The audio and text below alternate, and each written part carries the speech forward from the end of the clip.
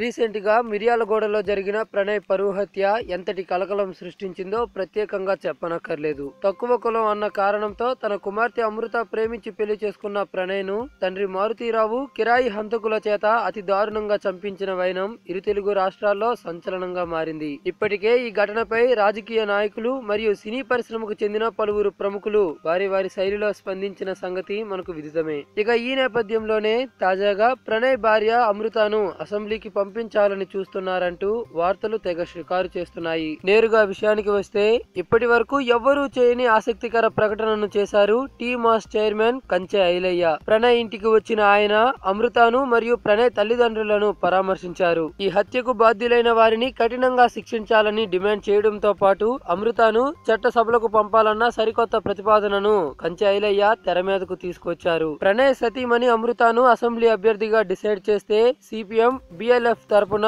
Miryalaguda assembly నుంచి ఆమెను ఏకగ్రీవంగా ఎన్నుకోవడానికి తాము సిద్ధంగా ఉన్నామంటూ వారు చెప్పుకొచ్చారు. ఇందుకు టీఆర్ఎస్ పార్టీ కూడా సహకరించాలని కంచె ఐలయ్య మరియు కమ్యూనిస్టు నేతలు కోరుతున్నారు. దీంతో పాటుగా కులాంతర వివాహాలు చేసుకున్న వారికి ప్రత్యేక రక్షణకు చట్టాన్ని తీసుకురావాల్సి ఉందని ఈ సందర్భంగా వారు పేర్కొనడం జరిగింది. ఏది ఏమైనా కూడా తాజాగా ప్రణయ్ సతీమణి అమృతను అసెంబ్లీకి పంపాలన్నమాట ఇప్పుడు సరికొత్త చర్చకు తెరతీసిందని అనడంలో ఎలాంటి సందేహమూ లేదు. మరి దీనిపై మీ యొక్క అభిప్రాయాలను కామెంట్ రూపంలో తెలియపరచండి.